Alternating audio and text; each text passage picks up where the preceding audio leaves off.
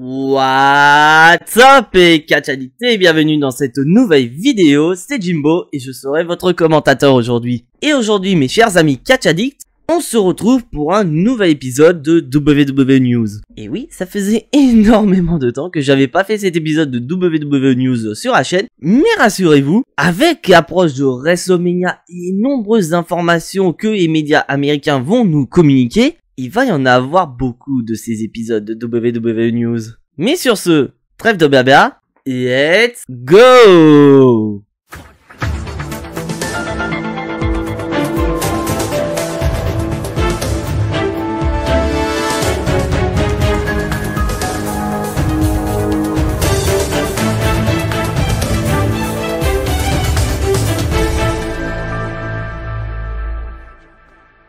Alors pour ce nouvel épisode de WWE News, je vais vraiment me concentrer sur une news qui est tombée en début de semaine et franchement ça m'a énormément énervé cette news. Parce que en effet mes chers amis catch addicts, on a eu le week-end dernier le tout dernier PLE de la WWE qui était le Royal Rumble. Et donc pour tous ceux qui n'étaient pas présents, j'ai fait un live réaction sur Twitch et donc je remercie encore une fois les personnes qui étaient présents en tant qu'invités sur la chaîne Jimbo Wrestling. Donc si vous n'êtes pas abonné à la chaîne Twitch, le lien est donc en description. Mais je remercie également aux viewers qui sont restés jusqu'à 6h du matin à nous écouter, à nous entendre raconter des conneries, à délirer, c'était vraiment génial. Et donc il y aura également un live réaction pour Elimination Chamber. Et donc pour beaucoup de catch addicts, ce PLE qui était le Royal Rumble était l'un des pires, voire même le pire Royal Rumble de l'histoire de la WWE. Donc moi je vais suivre cette idée où vraiment pour moi, ce Royal Rumble était très mauvais, notamment le main event qui était le Royal Rumble masculin. Car en effet, déjà, ce Royal Rumble masculin était vraiment décrit comme le Royal Rumble de la mid-card. Parce que c'est vrai que quand tu voyais déjà les participants dans ce Royal Rumble match, t'avais quand même un petit peu peur sur la suite des événements. Certes, il y avait des catcheurs comme AJ Styles ou encore Randy Orton qui étaient présents chez lui à St. Louis dans le Missouri. Mais le problème, c'est que l'un vient tout juste de sortir de la division tag team, donc il est plus ou moins en mid-card. Et le deuxième qui est en équipe, d'en sortir un petit peu du Star Power. Donc c'était gros comme une maison qui allait arriver, ce qui a fini par arriver lors du Royal Rumble match masculin. Car en effet, un peu plus tôt dans la soirée, nous avons eu Brock Lesnar qui était le champion de la WWE qui a perdu son titre des mains de Bobby Lashley à cause d'une intervention de Roman Reigns. Donc suite à cette intervention de Roman Reigns, on savait très bien que WWE allait nous créer cette rivalité entre Brock Lesnar et Roman Reigns pour WrestleMania. Mais WWE a décidé d'enfoncer un petit peu plus ce couteau dans la plaie, parce que en effet à l'approche du numéro 30, on commençait à flipper sa race en fait. Et malheureusement ce qui finira par arriva. Parce que en effet le numéro 30 de ce Royal Rumble n'était nul autre que Brock Lesnar. Et un Brock Lesnar qui a éliminé tout le monde en à peine 2 minutes pour remporter Rumble.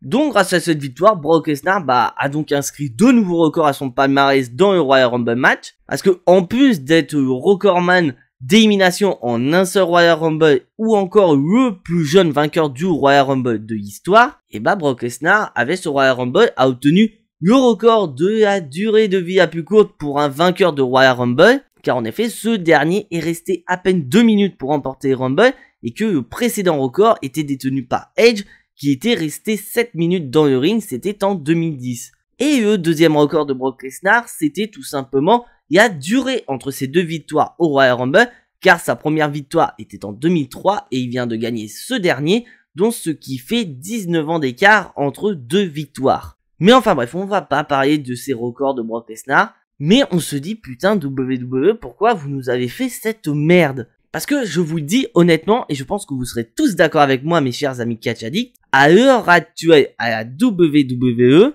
il n'y a que pour moi 2 catcheurs qui n'ont pas besoin d'avoir des outils de push pour obtenir des matchs de championnat. Et pour moi, donc, ces 2 catcheurs sont le champion universel Roman Reigns et Brock Lesnar. Donc bien sûr, quand je parle d'outils de push à la WWE, c'est certes le Royal Rumble match ou encore la mallette Money in the Bank. Donc WWE, pourquoi vous nous avez fait cette merde de faire gagner Brock Lesnar alors que ce mec, il n'a absolument pas besoin de remporter le Royal Rumble match pour avoir un match de championnat. Mais voilà, WWE et son cercle vicieux. Parce que l'année dernière, j'avais parlé justement de ce fameux cercle vicieux des part-timers au niveau de la WWE. Et d'ailleurs, si vous ne l'avez pas vu, je vous mets une petite fiche dans la vidéo. Parce qu'en un an, ça n'a pas beaucoup changé. Bon, je vais pas revenir dans les détails de ce cercle vicieux, mais voilà, la WWE n'a pas envie de créer de nouvelles superstars, surtout à l'approche de son plus gros période de l'année qui est WrestleMania. Donc la WWE va jouer sur le star power de certains, ils vont certainement ramener d'autres légendes dans le but de faire vendre WrestleMania, sachant que la WWE veut que ce prochain WrestleMania qui aura lieu au Texas puisse devenir le plus grand WrestleMania de tous les temps. Donc pour réaliser cet objectif, la WWE va faire ce qu'ils font habituellement, c'est-à-dire qu'ils vont ramener les légendes et utiliser leur star power dans le but de faire vendre des billets. Donc faire monter des nouvelles superstars n'est pas dans le vocabulaire de la WWE ou encore celui de Vince McMahon. Parce que quelques jours après, on a appris quand même qui était de base le vainqueur de ce Royal Rumble 2022. Et franchement, ça m'a énervé. Parce que déjà, ce Royal Rumble était très mauvais par rapport à un certain atmosphère du côté du backstage. Parce que on a appris par l'intermédiaire des médias américains que ce PAE du Royal Rumble a été modifié des dizaines et des dizaines de fois. Donc il y avait quand même eu un aura très spécial du côté des catcheurs et des catcheuses qui participaient au Royal Rumble. Parce que avec toutes ces modifications, et ces derniers, ils savaient plus quoi donner de la tête, parce qu'ils savaient plus qui ils devaient éliminer et de la manière. Donc déjà, c'était assez problématique. Et donc, certainement, parmi ces dizaines et dizaines de modifications, il devait y avoir probablement le vainqueur du Royal Rumble dans ces modifications. Parce que pour moi, le WWE, ils auraient dû garder l'idée qu'ils avaient par rapport au vainqueur du Royal Rumble masculin. Donc je vais vous dire qui était de base le vainqueur du Royal Rumble. Donc déjà dans un premier temps, ce n'était pas le choix de WWE 2K20 by Sturi qui était AJ Styles, ou encore mon choix que j'avais fait dans mon Jimbo Gnostic ou au prono de Jimbo pour le Royal Rumble qui était Kevin Owens. Donc en soi ça c'est pas trop gênant. Mais quand on t'annonce qui de base était vainqueur du Rumble, t'as envie de dire putain ça aurait pu être une dinguerie. Car en effet, le vainqueur du Royal Rumble 2022 devait être ni plus ni moins que Riddle. Bon, bien sûr, je ne vous spoil pas parce que c'est le titre de la vidéo. Riddle devait gagner ce Royal Rumble. Et franchement, quand j'ai appris ça, je me suis dit ça aurait pu être une dinguerie. Et à la WWE, ils auraient pu vraiment avoir matière à construire autour de Riddle et du championnat WWE. Parce que bon, d'un côté, tu mets Brock Lesnar et Roman Reigns d'un autre côté, parce que ce match entre les deux pour le titre universel à WrestleMania nous pend depuis de nombreux mois. Donc tu vas te concentrer sur le titre WWE. Parce que, à noter que, dès que Bobby Lashley a remporté le titre WWE, ces derniers n'avaient aucun projet pour Bobby Lashley à l'approche de WrestleMania. Donc c'est pour ça que ces derniers, ils le mettent dans un Elimination Chamber match, et il va devoir défendre son titre contre 5 personnes, dont un certain Brock Lesnar. Donc je me répète encore une fois, mais ça pue énormément que Brock Lesnar remporte l'Elimination Chamber match, remporte le titre WWE et va affronter Roman Reigns dans un match champion contre champion. Mais selon certains médias américains, cette idée de champion contre champion est juste un moyen pour la WWE de faire vendre énormément de billets.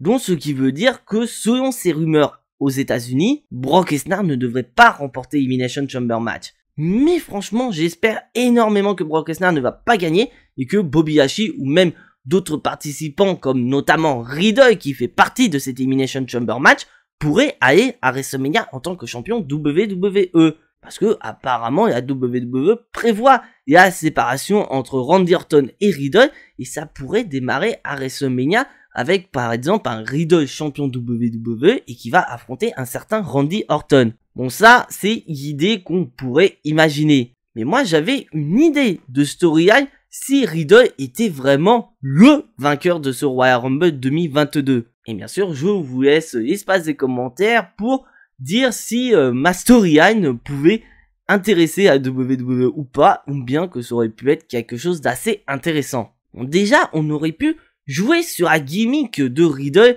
qui est vraiment zen attitude, quoi. Ou vraiment un Riddle qui a remporté le Royal Rumble, qui a également un mini-event de WrestleMania garanti, et c'est vraiment le plus gros moment de sa carrière. Mais on a Riddle qui fait du Riddle, donc c'est-à-dire qu'il prend tout à rigolade, c'est le bobo.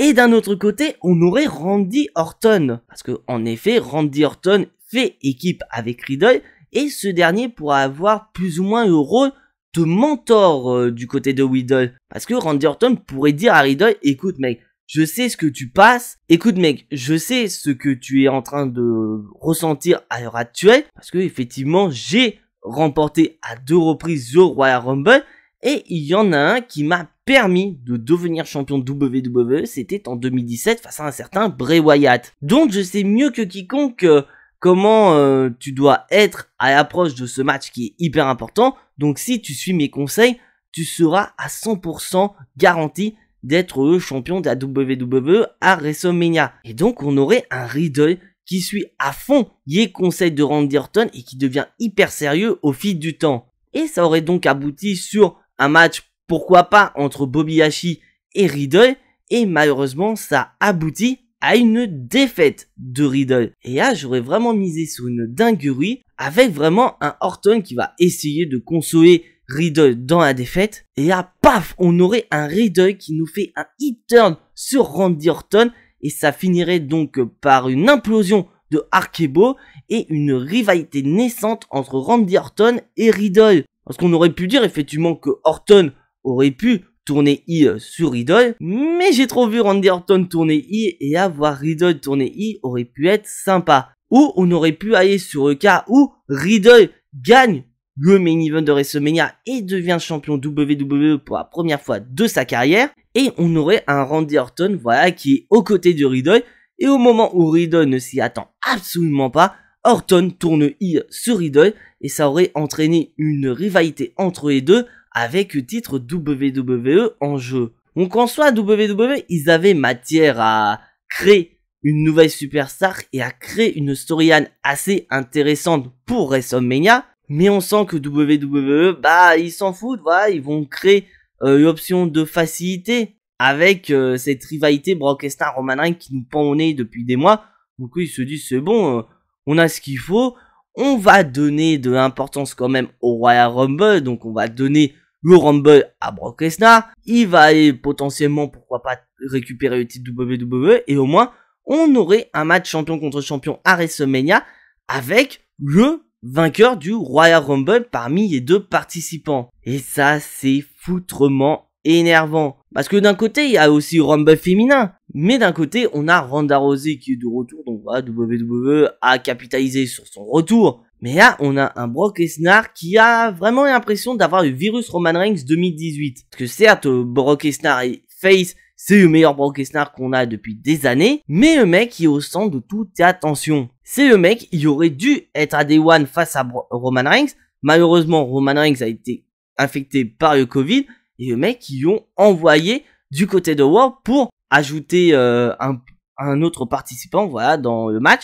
transformant le Fatal 4-Way en Fatal 5-Way, et se dire que voilà, Brock Lesnar, on va y laisser quand même dans le match, et voilà, pour donner d'importance, on va lui donner le titre WWE, et c'est là où vraiment WWE s'est tiré une balle dans le pied, parce qu'on sent que WWE, bah, roule au point mort depuis Day One, et bah, ils essayent ni plus ni moins que de se retirer de la galère à l'heure actuelle. Parce que, imaginez, on aurait eu vraiment Riddle ou Brock Lesnar qui n'aurait pas été dans Elimination Chamber match, et ben on aurait pu avoir des noms assez sympas. On aurait pu mettre par exemple Randy Orton ou encore Kevin Owens dans ces Elimination Chamber match, et ça aurait pu être assez sympa. Mais non, WWE, bah non, c'est pognon d'abord et l'opinion du public juste après. Et ça, malheureusement, avec Catch Addict, ce n'est pas une nouveauté. Donc pour vous, mes chers amis Catch Addict, vous aurez voulu avoir Riddle en tant que vainqueur du Rumble, ou celui qui a été élu, c'est-à-dire Brock Lesnar? Moi, personnellement, la question se pose même pas. J'aurais choisi Riddle. Parce que moi, je vous le dis honnêtement, la WWE a 2 outils à l'heure actuelle qui peuvent créer une nouvelle superstar, donner l'aura de main eventer à quelqu'un. La première étant effectivement le Royal Rumble match, et le deuxième, c'est ni plus ni moins que la mallette Money in the Bank. Et en parlant du Royal Rumble, faut pas oublier que de nombreuses superstars ont quand même créé leur légende avec le Royal Rumble match. On a eu l'exemple notamment de Ric Flair en 1992, où il avait quand même remporté le Royal Rumble, ainsi que son tout premier titre de champion du monde. Ou encore le dernier en date, Drew McIntyre, qui avait remporté le Rumble en 2020, et petit à petit, il est monté en puissance, il a remporté le main event de WrestleMania 36, et il est devenu champion de la WWE pour la première fois de sa carrière, et grâce à cette victoire à WrestleMania, Drew McIntyre a acquis l'aura de main eventer. Donc tu te dis, WWE, vous aviez la possibilité, c'est pas comme si vous aviez pas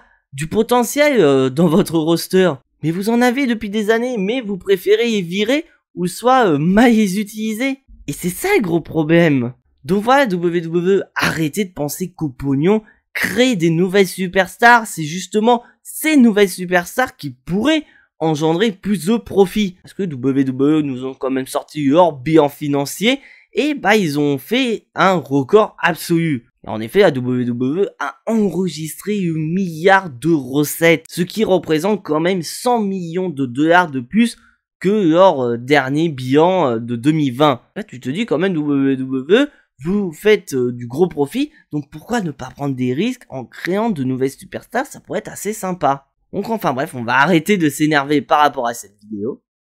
Donc voilà, c'est tout pour cet épisode de WWE News qui a duré bien longtemps. Si bien sûr tu n'es pas abonné à la chaîne, je t'invite à t'y abonner juste ici, à activer la petite cloche pour être notifié des prochaines vidéos et surtout lâcher un maximum de pouces bleus qui font énormément plaisir à la chaîne. Et donc on se retrouve prochainement pour une nouvelle vidéo, mais en attendant, soyez tous très fiers d'être des catch addicts et n'oubliez pas que le catch c'est la vie, le catch c'est la meilleure chose qui soit, le catch vie. C'était Jimbo et à la prochaine.